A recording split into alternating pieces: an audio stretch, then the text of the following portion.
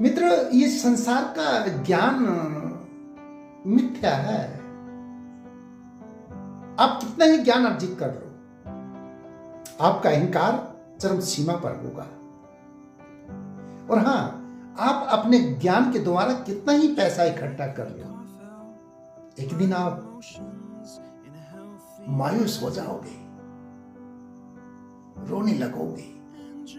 आप अपने ज्ञान के द्वारा कितनी बड़ी कोठी बना लो, एक दिन ऐसा आएगा जब आप उदास हो जाओगे, रोने लगोगे। वैसे भी जब संसार मिथ्या है तो संसार का ज्ञान भी मिथ्या होगा।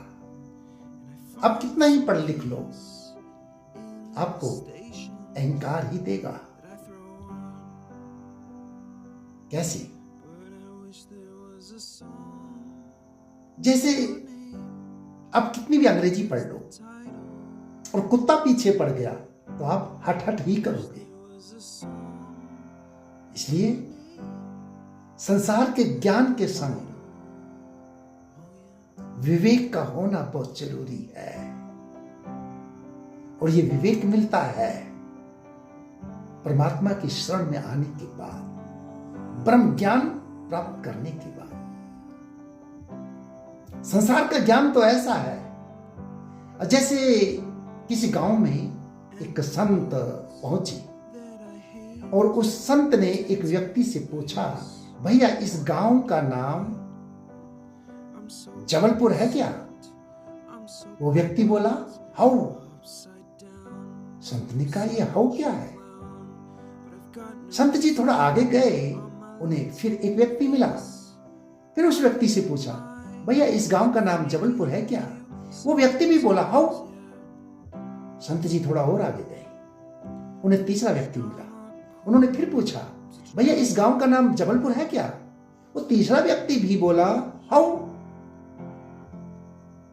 संत जी बड़े अचरज में भर गए। थोड़ा सा और आगे गए, उन्हें एक और व्यक्ति मिला।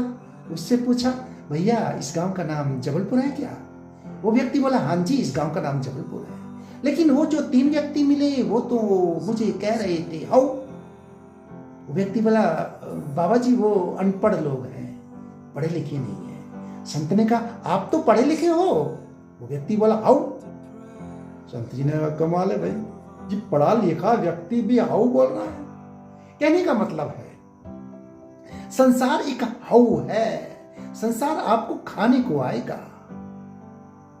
इसलिए अब फैसला आपको करना है कि संसार के हाउ में रहना है या परमात्मा के है में रहना है। परमात्मा इजनेस है, परमात्मा था, है, रहेगा। तो फैसला आप कीजिए, संसार के हाउ के साथ रहना है या परमात्मा के है के संग रहना है।